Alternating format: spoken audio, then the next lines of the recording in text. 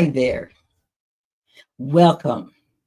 This is Life After Trauma with Dr. Jan, helping you to take a stand and put an end to all the drama.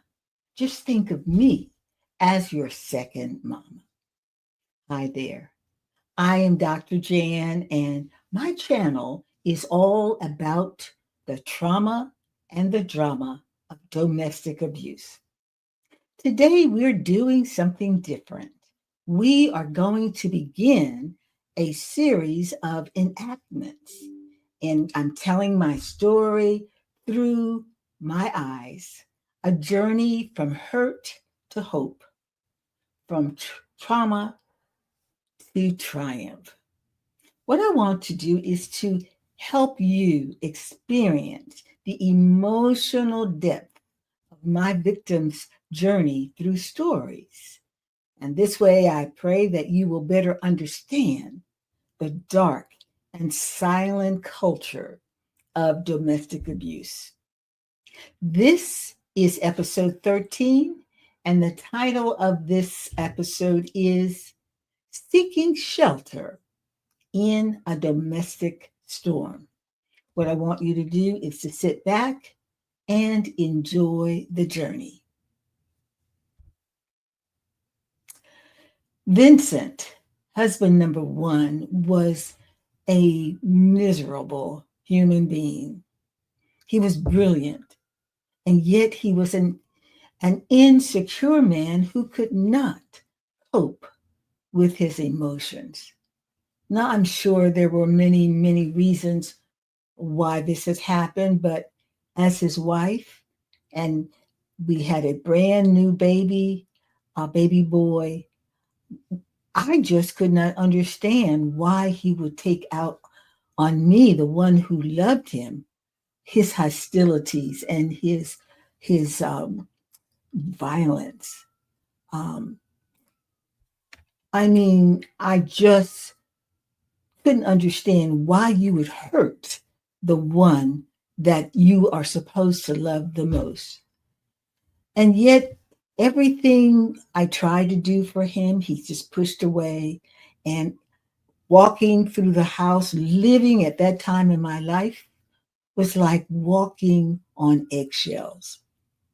I was also afraid that whatever I said, I didn't know what to say and how to say it because he would just go off, and I never really got to understand exactly what it was that ticked him off. And so I had to guard my words and my actions to keep from triggering in him an angry and violent reaction. So you can imagine that over time, this anxiety, this stress, this trauma will begin to take a physical toll on me, and not only physically, but emotionally. Here I was, a young married woman with a precious child, and my husband was victimizing both of us. And yet I knew he didn't really want to victimize us. It's as if there was some kind of something going inside of him that he could not cope with and he could not change. But for me, something had to give. I couldn't keep living like this in this marriage. So the question that I had is, and the question I have for you, what do you do when you don't know what to do? I knew I should leave, but I couldn't. We had moved from Philly after graduating from college all the way to Gary, Indiana. And why did we make this move? Well, we made this move in 1961. That's a long time ago. And back then in Philadelphia, um, teachers were paid $4,000 a year. Can you imagine that? But in Gary, Indiana, which was a steel town, teachers were being paid $8,000. And so we signed on the dotted line. And when people came looking for teachers to hire. They didn't know anything about us. They just hired warm bodies. And we signed on that dotted line. And so many of Cheney's graduates that year in 1961 moved from Philadelphia to Gary, Indiana. And Gary, Indiana was a thriving place at that time. Um, but moving with a husband who is so temperamental, who's bipolar, who's going through all of these changes every day, it was terrorizing for me. Moving from Philadelphia meant that we were moving from our family. Our both Vincent's family and my family lived in Philly, and now we're moving 1,000 miles away. And Vincent's hostility, his lack of socialization, he didn't like people, and so it isolated me from my neighbors and others. And back in the 1950s and 60s and 70s, there were no shelters for battered women and children as we know today. At least none that I was aware of. And so, women in my predicament back in the day, we needed to learn how to cope with things that were going on in our lives because nobody else wanted to hear your problems. They had their own. And so you made your bed hard. You had to lie in it. That was your little red wagon. You had to pull it. And so I was trying to make the best of a bad situation the best way I knew how. But to make matters worse, I hadn't started teaching. I had no money. I was penniless, except for the money that um, Vincent would give me from his little meager salary. I hadn't begun to teach yet because it was cheaper for me to stay at home and care for my baby rather than to take almost my whole salary and pay a babysitter or daycare.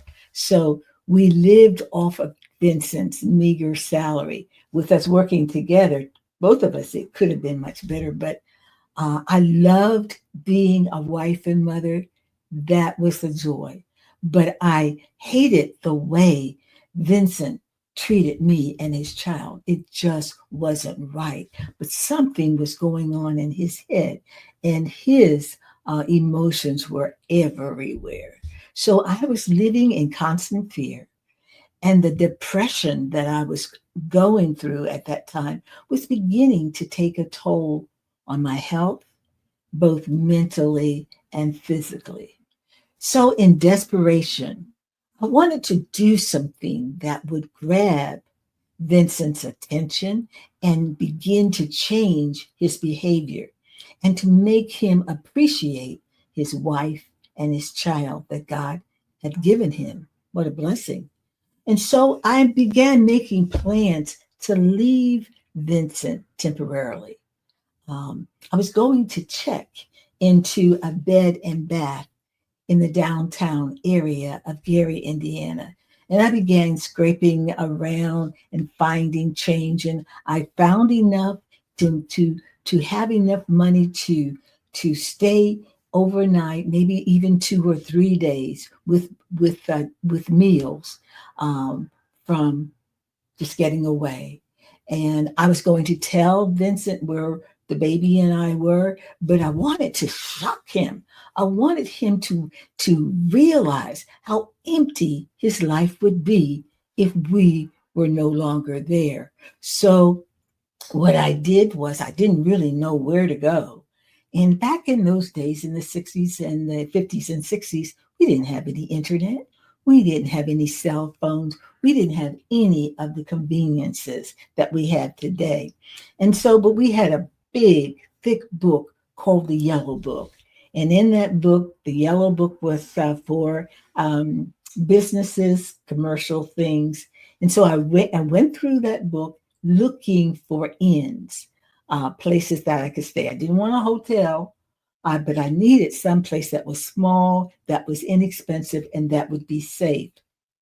And after calling several places and inquiring about their prices, I just decided to stay at a place in downtown Gary, Indiana, called the Dolly Madison Bath, Bed and Breakfast Downtown Overnight Inn.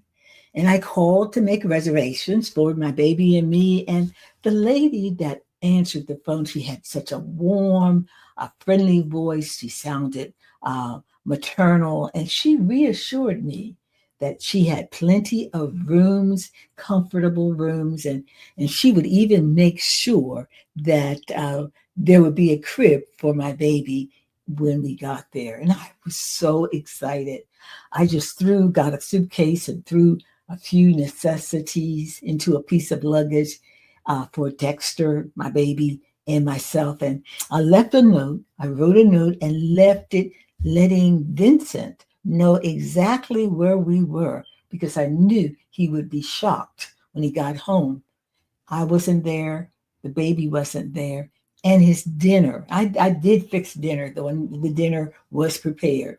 And after catching a cab to take us across town, I entered the lobby of the Dolly Madison Inn.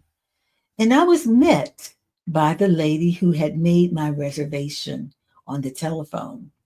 Uh, and when she saw me, she had a stunned look on her face, and her pleasant voice turned harsh and cold. She was nothing like the woman that I had talked to on the telephone just earlier, and that sweet voice was nowhere to be found. And she made no effort to conceal her disdain for me. And I knew the difference came about because of the color of my skin. There was an abrupt change in her attitude, and the next words that she said confirmed exactly what I was thinking. She said, "I did not realize that you were colored when I spoke to you on the phone." Then she said to me, "All the rooms are taken. I was mistaken. I have no vacancies." I, I couldn't believe my ears. What was I to do? I couldn't go back home, and now this woman would not let me stay there in that bed and bath. I was in a state of shock. At this particular time in 1961, Dr. Martin Luther King was fighting for the dignity of Negroes living in the South. We weren't called Black back in the 60s. Uh, but Gary, Indiana was not in the South. We were in the North. And surely this was not happening, I thought to myself, but it was happening. I was paralyzed with disappointment, rejection, and anger. And the proprietor, the owner of this establishment, was denying me a place to stay that night solely based on the color of my skin. Oh, I was just burning inside, and I was unable to hide my anger and my humiliation. And I could feel the tears welling up in my eyes and rolling down my cheeks. And in that moment, I decided that I did not want this woman to see how badly she had hurt me and my child. And I prayed silently and stood my ground. Our eyes locked, and both of us did not flinch. She just stood there glaring at me, and I just stood in the lobby glaring at her. And I don't know how long we just stood there glaring at each other, but we never said a word. And I did not move, neither did she.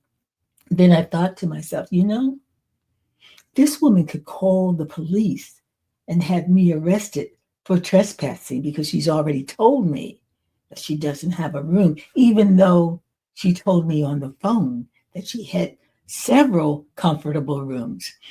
Excuse me. And I knew that if she did call the police would take her side. I just knew that. And maybe he would have me arrested, or maybe she would just throw me out. But I just stood there. There was no way I was going to go back and live in that turmoil with nothing changed. And I just couldn't do it. So I was stubborn. I stood there and she stood there. And I don't know how long the two of us stood glaring at each other and neither one of us making a move. And all the time I was there, I was praying, Lord, make this woman change her mind. And finally, she did. Um, she had a change of mind and she backed down a little and she smiled slightly and she said to me, you know, I think that I do have one room left if you want it. Oh my God.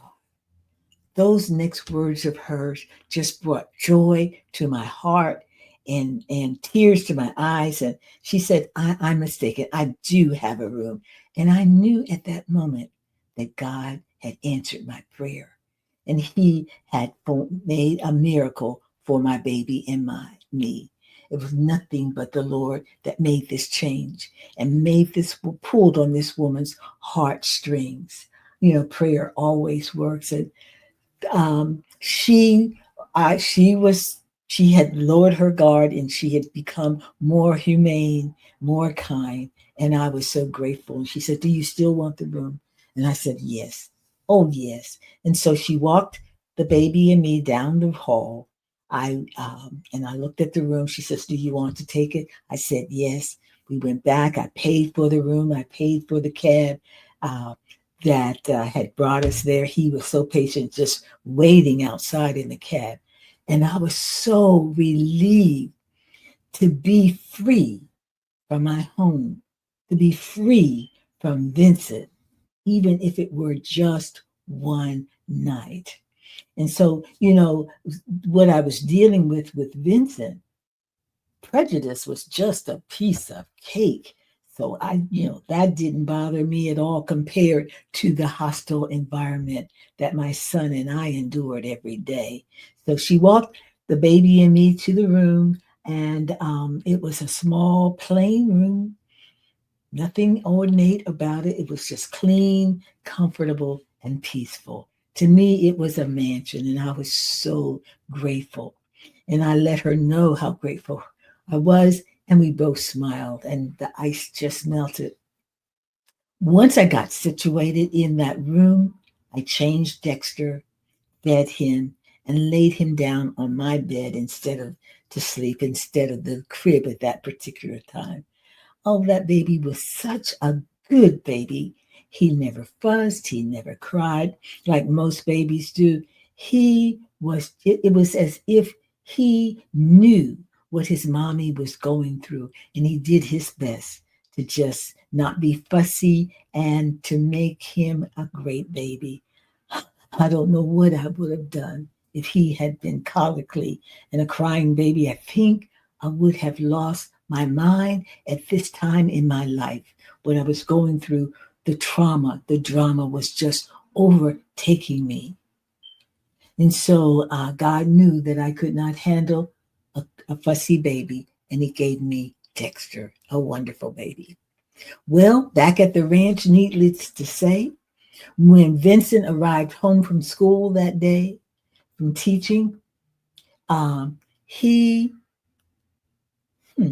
I thought I had cooked, but he did not find his dinner waiting for him. No, I didn't cook. I decided to just, you know, everything I tried to do, everything for him, anything he even thought about wanting, I tried to do it. But this time I didn't cook. I left him that note and so that he could find us, the telephone number of the Dolly Madison Inn. And when he got home, that's all he found was that note.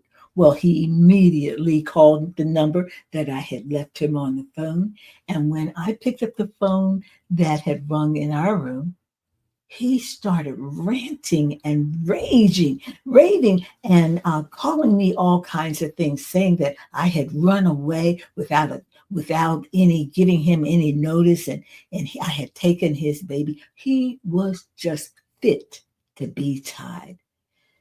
And I don't know, there was something that came over me. I guess it's because of I was in another area of the city, and he couldn't get his hands on me. And I just told Vincent in no uncertain terms, you just calm down and you begin to treat me and your baby right, or you won't ever see me or your child again. Well, I'm telling you, he was shocked. So was I in a way. Uh, uh, and what he did was he immediately slammed down the receiver. And I just hung up my phone because I knew that sooner or later he would have to make a decision and he would call me back. And just as I said, eventually Vincent called me back and I picked up, and his behavior had improved a little. And it wasn't very long, though, that he started asking me questions and asking me if I would come home if he came to get us. And I told him, if you changed your attitude, I might decide to come home. Well, he came and got us, and his behavior did change for a while, but it didn't last very long. And the question is, can a leopard change his spots? Absolutely not. But soon, but even so, he began to gradually go back to his old ways. I had taken the first step towards being less of a victim. And God was working with me to change my way of thinking, because there is a verse that says in Romans 12 and 2, don't be conformed to this world, but be ye transformed by the renewing of your mind. And I was beginning to realize that I needed to change my frame of mind, because the way I was thinking was making me a prisoner, not only in my own home, but also in my mind. So um, um, the question is, could this marriage be saved? And would Vincent ever change as a better husband and as a better father? Well, only time could tell, would tell. So I want you to keep listening and checking in on these reenacted segments that I will do. I'm going to tell you my story and act it out the way it happened in my real life. And so be sure to keep listening and check in to Life After Trauma with Dr. Jan. I want you to subscribe to my channel. I want you to hit that like button and help me grow this channel. Also, I want you to check out my website. It's listed below, and I have some things that you might be interested in. I want you to check out my digital curriculum. Yes, I have an online curriculum, and it's entitled 7 Power Keys: How to Heal and Recover from the Trauma and Drama of Domestic Abuse.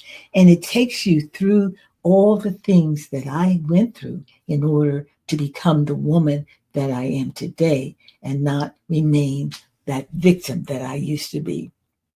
And in that curriculum, I spell out the specific keys and strategies that God used to heal me, to heal and recover.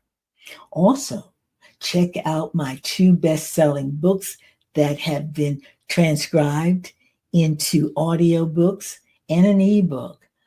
They are entitled Testimony of a Kept Woman: From Misery to Ministry Instead of the State Penitentiary. And my second book is entitled From Victim to Victory: How to Recover from the Trauma and Drama of Domestic Abuse. They are linked below on my website, and I want to thank you for liking this channel, for subscribing, and I'll see you the next time.